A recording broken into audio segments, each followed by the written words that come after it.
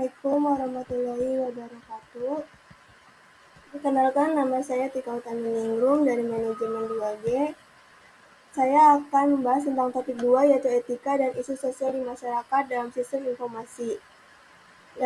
Untuk tugas dari literasi teknologi. Yang pertama yaitu pengertian etika informasi. Etika informasi adalah cabang etika yang terpusat pada hubungan antara penciptaan, perorganisasian, pemecahan, dan penggunaan informasi serta standar etis dan kode moral yang mengatur perilaku manusia di masyarakat. Dalam garis besar yaitu etika informasi merupakan hubungan penciptaan, perilaku, sikap, tindakan, hubungan antara penciptaan, perorganisasian, pemecahan, dan penggunaan informasi berdasarkan etis dan kode moral yang mengatur perilaku manusia di masyarakat. Dalam hal tersebut, etika bisnis pusatnya untuk menciptakan suatu sistem, suatu aplikasi, suatu hal yang berhubungan dengan informatika, dengan internet, yang untuk menghubungkan antara masyarakat dengan masyarakat lain dan mempermudah dan mengefisien dan efektif. Selanjutnya, yaitu isu sosial masyarakat dalam sistem informasi. Isu sosial dalam sistem informasi menjadi begitu penting semenjak kemunculan internet dan perdagangan elektronik e-commerce. Internet dan teknologi perusahaan digital semakin mempermudah dalam mengumpulkan, memadukan, dan mendistribusikan informasi ketimbang sebelumnya, memperlancar urusan mengenai penggunaan informasi konsumen secara tepat, pelindungan privasi pribadi, dan pelindungan kekayaan intelektual. Ketika menggunakan sistem informasi, penting untuk dipertanyakan seperti apa tanggung jawab dan etika sosial yang berlaku atas tindakan ini. Apakah tindakan ini berlaku menguntungkan atau merugikan? Selanjutnya yaitu masalah-masalah, yaitu faktor-faktor penyebab masalah sosial. Yaitu ada 4, yaitu faktor ekonomi, faktor budaya, faktor biologis, dan faktor psikologis di dalam masyarakat. Yang pertama yaitu faktor ekonomi, yaitu kemiskinan. Merupakan kondisi seorang tidak mampu untuk memenuhi kebutuhan hidupnya sesuai dengan taraf dan standar kehidupan pada umumnya. Dalam hal ini yaitu kemiskinan merupakan hal yang paling besar di suatu negara karena mengakibatkan pengurangan dalam perekonomian ekonomi di dalam negara, sehingga timbulnya adanya kesenjangan sosial. Yang kedua yaitu pengangguran. Pengangguran merupakan sebuah golongan angkatan kerja yang belum melakukan suatu kegiatan yang menghasilkan uang. Pengangguran tidak terbatas juga adalah orang yang belum bekerja. Pengangguran saat ini yaitu menjadi permasalahan karena di kala pandemi banyak yang di-PHK, diberhentikan secara sepihak, dipensiunkan sejak dini, bahkan ada yang dipotong gajinya. Hal tersebut mengakibatkan banyaknya pengangguran, terutama sekarang ini di kalangan lulusan muda, baik kuliah maupun dari tingkat SMA. Yang selanjutnya itu ketiga, kriminalitas. Karenanya adanya pengangguran dan kemiskinan, maka terjadilah kriminalitas. Kriminalitas merupakan tindakan yang ada di masyarakat sangat beragam bentuknya, seperti pencurian, perampokan, pembunuhan, dan lain sebagainya. Dalam hal ini, dengan adanya kriminalitas terjadi karena adanya pengangguran dan kemiskinan, karena tidak adanya biaya, tidak adanya untuk buat makan, sehingga banyak yang berpikiran pendek untuk menjadi pembunuh, pencuri, bahkan untuk menjadi perampok. Selanjutnya yaitu faktor kebudayaan. Yaitu faktor kebudayaan dengan adanya kesenjangan sosial, merupakan perbedaan jarak ekonomi antara kelompok satu dengan kelompok lainnya. Contoh masalah sosial faktor budaya, kenakalan remaja, konflik antar suku, diskriminasi gender, pernikahan dini, perceraian, dan eksploitasi lingkungan. Dalam hal ini masalah sosial faktornya yaitu kenakalan remaja yang terjadi di masyarakat sangat banyak, yaitu dari pergaulan bebas, tawuran, peperangan antar suku, berbeda pendapat, perbedaan organisasi, maupun lainnya. Yaitu konflik antar suku. Konflik antar suku yaitu dimulai dari perbedaan pendapat, perbedaan adat, perbedaan berbicara, bahkan berbeda yang lainnya.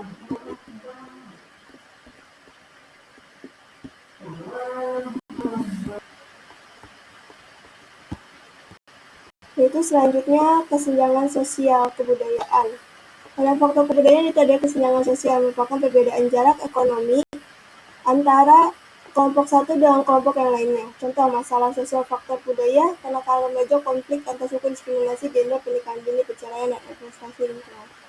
Yang selanjutnya yaitu diskriminasi. Diskriminasi yaitu perbedaan antara dua suku atau perbedaan antara gender, antara kulit hitam dan kulit putih yang terjadi saat ini banyak juga terjadi di negara-negara. Selanjutnya yaitu gender. Gender adalah perbedaan jenis kelamin baik usia maupun baik laki-laki maupun perempuan yang dibedakan antara satu dengan yang lainnya, padahal aslinya harusnya disamakan karena kita memiliki derajat yang sama dalam pekerjaan. Selanjutnya itu pernikahan dini. Masalah dalam pernikahan dini yaitu terjadinya banyaknya keguguran, banyaknya prematur, serta banyaknya kematian ibu usia dini. Selanjutnya itu perceraian. Di kala pandemi seperti ini banyak terjadi perceraian antara dua hal karena pertama yang paling utama yaitu faktor ekonomi dibandingkan faktor keluarga. Dan selanjutnya itu eksploitasi lingkungan. Dengan adanya penggundulan, penyengketaan tanah maupun adanya penebangan tanpa adanya reboisasi. Selanjutnya itu faktor biologis. Faktor biologis yaitu penyakit menular yang merupakan gangguan yang disebabkan oleh organisme seperti bakteri, virus, jamur, dan parasit yang disebabkan oleh mikroorganisme patogenik serta parasit organisme patogenik dan serta parasit. Faktor biologis yang itu di luar di dalam tubuh kita yaitu penyakit menular. Penyakit menular menjadi permasalahan karena saat ini banyak terjadinya HIV, AIDS, dan juga banyaknya juga karena hubungan di luar nikah dan bahkan hubungan yang belum saatnya. Dan selanjutnya yaitu kenakalan remaja. Kenakalan remaja merupakan kejahatan yang dilakukan oleh anak remaja pada masa remaja, dikenal dengan storm spread di mana terjadi pergolakan emosi yang diiringi dengan pertumbuhan fisik dan pertumbuhan psikis yang bervariasi. Hal tersebut kenakalan remaja merupakan disebabkan karena usia muda, banyak mencoba banyak hal baru, ingin mencoba tanpa memilah antara baik dan buruknya. Dan juga banyaknya juga faktor eksternal karena ajakan teman, lingkungan, maupun dalam hal internalnya itu dalam dirinya sendiri. Selanjutnya itu faktor psikologis. Faktor psikologis yang pertama yaitu aliran sesat. Saat ini banyak aliran sesat yang banyak yang berpendapat berbeda-beda dan bahkan menjadi konflik antar dua belah pihak. Dan selanjutnya itu depresi. Depresi yaitu gangguan jiwa yang diakibatkan oleh tertekannya karena kecemasan dan trauma ataupun karena hal yang lainnya. Selanjutnya itu gangguan kecemasan. Gangguan kecemasan itu tertekannya suatu hal atau suatu sikap atau hal yang membuat dia berpikir dan menjadi tertekan. Dan dari kecemasan tersebut mengakibatkan gangguan makan. Hal tersebut mengakibatkan gangguan makan yang mengakibatkan banyaknya penyakit, yaitu penyakit menular dan juga penyakit yang lainnya. Selanjutnya itu gangguan terhadap ketidakpercayaan diri. Ketidakpercayaan diri yaitu ketidakberanian untuk berpendapat, ketidakberanian untuk berbicara di depan umum maupun berbicara di depan orang lain. Selanjutnya, bagaimana sih solusinya dalam sistem informasi? Yang pertama, solusi sistem informasi dan faktor ekonomi, yaitu membuat program literasi teknologi di desa-desa. Dengan hal tersebut, kita bisa tahu bagaimana cara menggunakan teknologi yang baik dan benar dan bagaimana cara kita mengenalkan teknologi di daerah masyarakat, terutama daerah terpencil maupun di pedesaan. Selanjutnya yaitu membuat usaha berbasis teknologi. Membuat usaha berbasis teknologi itu sangat penting karena di sekarang serba digital dan serba online. Selanjutnya itu mengadakan seminar tentang usaha ekonomi di era digitalisasi. Hal ini juga berguna bagi masyarakat untuk mengetahui bagaimana cara mengaplikasikan usahanya di dalam bidang teknologi dan juga bagaimana caranya untuk biar dagangnya laku di dalam digitalisasi tanpa harus mencari konsumen. Selanjutnya itu menampung usaha di desa dan dijual melalui sosial media, website, dan perikanan. Di dalam ini menampung usaha di desa, kita perlu adanya badan. Dengan adanya badan, kita bisa menampung dan menjual produk melalui sosial media, website, dan perikanan. Hal tersebut juga berguna untuk pemasukan dalam desa dan juga negara. Selanjutnya, memberikan pelatihan gratis tentang kewirausahaan berbasis 4.0. Kita perlu ada pelatihan gratis untuk berguna untuk kemajuan desa kita. Hal tersebut juga bisa berpengaruh terhadap perekonomian suatu negara dan perekonomian suatu desa. Dengan adanya pelatihan, kita jadi tahu bagaimana cara mengaplikasikannya, bagaimana cara penjualannya, dan bagaimana cara dalam hal untuk mengembangkan lagi usaha kita. Selanjutnya itu Kementerian Kominfo juga mengadakan pelatihan membentuk talenta digital, yaitu berasal dari talenta muda, talenta remaja untuk membuat informasi, membuat pelatihan, melatihkan diri menjadi untuk lebih tahu dengan digital dan sehingga kita jadi lebih berkembang lagi dalam hal SDM. Selanjutnya itu Kementerian Kominfo membantu UMKM untuk go digital dengan memberikan pendampingan bekerja sama dengan marketplace. Yaitu Kominfo juga membantu UMKM untuk go digital dengan bekerja sama dengan marketplace. Yang berguna untuk di dalam marketplace kita juga bisa mengapresiasikan untuk mengirimkan barang kita, produk kita untuk dijualkan di marketplace sehingga ada perantara yaitu melalui Kementerian Kominfo. Dan hal tersebut penjualan kita juga menjadi meningkat dan pendapatan negara juga menjadi meningkat. Selanjutnya itu solusi sistem informasi di dalam faktor kebudayaan. Yang pertama yaitu bertekad untuk memegang teguh etika dalam berkomunikasi dan menjalankan dengan baik di sosial media. Perlu adanya etika dalam komunikasi, tidak hanya asal dalam berbicara dalam hal memposting maupun membuat video. Kita harus mengetahui, kita harus mencerna, harus mencari lagi apakah ini bisa diterima oleh hal banyak atau tidak. Yang selanjutnya itu memahami akan adanya kesulitan komunikasi antar budaya. Memahami akan adanya kesulitan komunikasi antara budaya, kita juga bisa mengetahui bahasa daerah tersebut atau bahasa negara lain. Dengan melalui sistem informasi kita bisa melalui Google, bisa melalui translator, ataupun sekarang sudah mulai ada aplikasi-aplikasi online secara digital untuk mentranslate bahasa daerah maupun bahasa negara lain. Selanjutnya itu menggunakan pendekatan komunikasi yang berpusat pada penerima pesan. Pendekatan komunikasi dalam menerima pesan ini sangat penting dikarenakan kita banyak jadi hoax.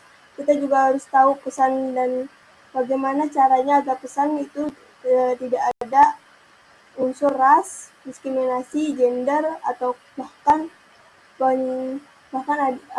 perbedaan antara suku satu dan suku lainnya. Yang selanjutnya itu menggunakan yang ada secara menggunakan aplikasi yang ada secara bijaksana dan bertanggung jawab. Kita harus dalam sosial media dalam sistem informasi terutama kita harus bijaksana dalam mengupload video, memposting foto, memposting kata-kata. Kita harus bijak apakah kata-kata ini menyinggung atau kata-kata ini bisa menjadikan masalah di kedepannya. Kita harus bijak dalam itu. Dan juga kita akan harus bertanggung jawab dalam posting itu. Kita harus bertanggung jawab bila ada kesalahan, bila ada permasalahan, kita harus menyelesaikannya. Selanjutnya yaitu menciptakan serta memproses pesan secara efektif dan efisien. Manfaat dari sistem informasi yaitu pesan menjadi singkat karena kita efektif. Di saat kita ingin mengirim pesan, di saat itu juga kita juga bisa menerima pesan. Sehingga mempermudah waktu, tempat, dan juga tidak banyak memakan waktu. Efisiennya dalam hal ini misalnya kayak seminar, kita juga tidak perlu untuk di kala pandemi juga kita tidak perlu harus ke tempatnya, kita juga bisa lihat dari laptop, HP, dan bisa kita di tempat di mana saja untuk melihatnya. Selanjutnya, tidak mudahnya terpengaruh hoax dan mencari informasi dari mencari informasi yang terpercaya. Di dalam ini kita sebagai kaum milenial juga harus tidak mudah terpengaruh dari hoax-hoax yang banyak tersebar mungkin di WhatsApp, di Instagram, di sosial media lainnya, atau bahkan di YouTube. Kita harus menelaah dulu, kita harus mencari apakah ini benar, apakah ini sesuai, apakah ini bisa dipercaya sumbernya. Kita juga cari bukan hanya dalam satu sisi saja. Kita harus cari dalam dua sisi atau sisi yang lainnya. Jangan hanya menerima dalam hal mentahnya saja. Selanjutnya yaitu solusi sistem informasi, faktor biologis. Faktor biologis, yaitu solusinya itu pengenalan terhadap bahaya pergaulan bebas di kalangan remaja melalui video edukatif. Tidak hanya melalui seminar, video edukatif juga bisa melalui sosial media seperti YouTube, Facebook, Twitter, Instagram, dan lainnya. Hal tersebut juga bisa berguna karena kebanyakan di kalangan remaja banyak menggunakan sosial media dibandingkan mengadakan seminar tersebut. Selanjutnya itu mengadakan pelatihan tentang melindungi diri dari bahaya digital, terutama dalam privasi diri dari dan orang terdekat. Pelatihan tersebut yaitu mengetahui bagaimana perundang-undangan bila ada yang menyalahgunakan data kita, privasi kita, dan juga video kita. Dan juga kita harus mengetahui bagaimana caranya agar video kita, privasi kita tidak diketahui oleh orang lain.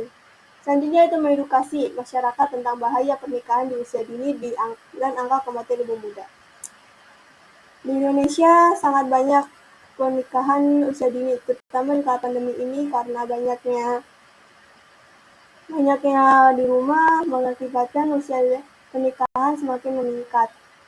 Hal tersebut sangat memprihatinkan karena usia muda seharusnya bukan usianya untuk menjadi seorang orang tua karena belum adanya secara mental maupun secara psikis maupun psikologis, dan juga dalam kesehatan juga tidak dianjurkan dalam itu untuk menikah muda karena belum kuat untuk melahirkan karena mengakibatkan pendarahan yang secara hebat. Selanjutnya membuat aktivitas yang produktif untuk remaja, terutama dalam bidang teknologi seperti editing, fotografer, dan lainnya. Membuat aktivitas yang produktif untuk remaja, di dalam sistem informasi kita juga bisa melalui teknologi seperti editing. Kita juga bisa belajar untuk mengedit gambar, mengedit foto, mengedit video, mengedit kata-kata agar terlihat bagus. Dan itu menjadikan hal positif bagi kita untuk terhindar dari permasalahan biologis. Selanjutnya fotografer juga kita bisa mengedit foto, mengatur angle foto, mengatur pencahayaannya juga, dan mengakibatkan kita sibuk dengan kegiatan yang positif. Dan juga kita juga bisa berkumpul dengan sahabat, dengan rekan, keluarga, dan juga bisa dengan mengikuti organisasi di sekolah maupun di luar sekolah. Hal itu juga bisa menghindarkan kita dari masalah biologis. Selanjutnya yaitu solusi sistem informasi di faktor psikologis. Yang pertama yaitu setiap orang dapat meraih tujuan yang pasti dengan menggunakan teknologi informasi dan keterampilan.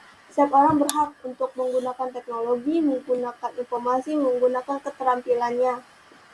Di sini kita harus memberi semangat, memberi doping untuk ayo kita belajar, ayo kita percaya diri, ayo kita mengeluarkan pendapat kita agar kita bisa berkembang bukan hanya buat diri kita terutama, tapi buat masyarakat. Dan selanjutnya itu membuat suatu aplikasi untuk memecahkan permasalahan psikologis. Perlu adanya kayak konseling online atau secara itu membuat aplikasi curhat secara online yang itu membuatkan data pribadi kita tidak bisa diumbar-umbar. Hal tersebut juga kita harus bekerja sama dengan pihak psikologis, psikiater yang bertujuan untuk bagaimana cara penyelesaian bila terjadi ada permasalahan yang berat dalam psikologisnya. Selanjutnya itu adanya layanan secara online untuk tempat seseorang mencurahkan apa yang dia rasakan. Contohnya Halo Dokter. Halo Dokter juga berfungsi bukan hanya dalam penyakit yang seperti penyakit badan maupun penyakit psikis juga bisa. Hal tersebut juga Halo Dokter juga menyediakan forum untuk keluhan, untuk menceritakan apa yang dia rasakan rasakan, apa yang dia alami, sehingga kita juga bisa nyaman dalam hal untuk mengapresiasikan apa yang kita rasakan. Sekian presentasi dari saya, kurang lebihnya mohon maaf. Kesimpulan dari PPT ini, kesimpulan dari PowerPoint ini yaitu etika dan isu sosial di masyarakat dan sistem informasi. Sistem informasi sangat berguna dalam isu sosial di masyarakat, karena dalam sistem informasi kita bisa di dalam 4 sektor ini membantu, yaitu faktor ekonomi, faktor budaya, faktor biologis, dan faktor psikologis.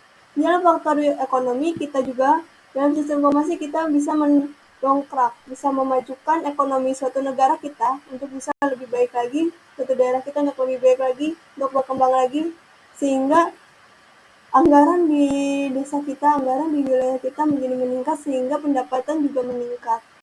Dan kesejahteraan juga terjamin sehingga tidak ada kesenjangan sosial antara si miskin dan si kaya. Selanjutnya itu faktor budaya. Dan manfaat dari adanya sistem informasi di faktor budaya yaitu membuat kita tahu berbagai budaya, tahu berbagai wilayah, tahu bagaimana sikap kita dalam budaya, bagaimana kita cara mendapat, bagaimana cara kita untuk berbicara, dan lainnya. Yang ketiga yaitu faktor biologis. Faktor biologis juga sangat bermanfaat dalam sistem informasi, sangat bermanfaat dalam sistem informasi, sangat bermanfaat dalam biologis. Bermanfaatnya karena kita jadi tahu cara menghindari bagaimana untuk tidak menikah secara dini, pergaulan bebas, hal-hal yang negatif seperti tawuran, dan kenakalan remaja lainnya. Kita juga bisa mengetahui bagaimana caranya kita mengalihkan hal tersebut ke yang ada positif. Terutama dalam bidang teknologi, kita juga bisa mengadakan pelatihan yang mengakibatkan kita juga bisa tahu, bisa memahami, dan kita bisa siap untuk kerja di pelatihan. Dan itu manfaat sistem informasi bagi faktor psikologis. Dan psikologis ini sangat bermanfaat karena kita bisa mencurahkan, kita bisa mempendapat, kita bisa mengungkapkan apa yang kita rasakan dengan cara ya sosial media, dengan cara Facebook, Twitter, Instagram, tapi dengan cara kita tahu beretika, tahu tata cara, tahu cara ini bisa jadi masalah atau enggak. Kita harus bijak juga dan juga harus bertanggung jawab bila kita mengupload video, foto, ataupun kata-kata. Apakah itu bisa menyinggung atau tidak. Sekian presentasi dari saya, kurang lebihnya mohon maaf. Wabillahi taufiq wal hidayah. Assalamualaikum warahmatullahi wabarakatuh.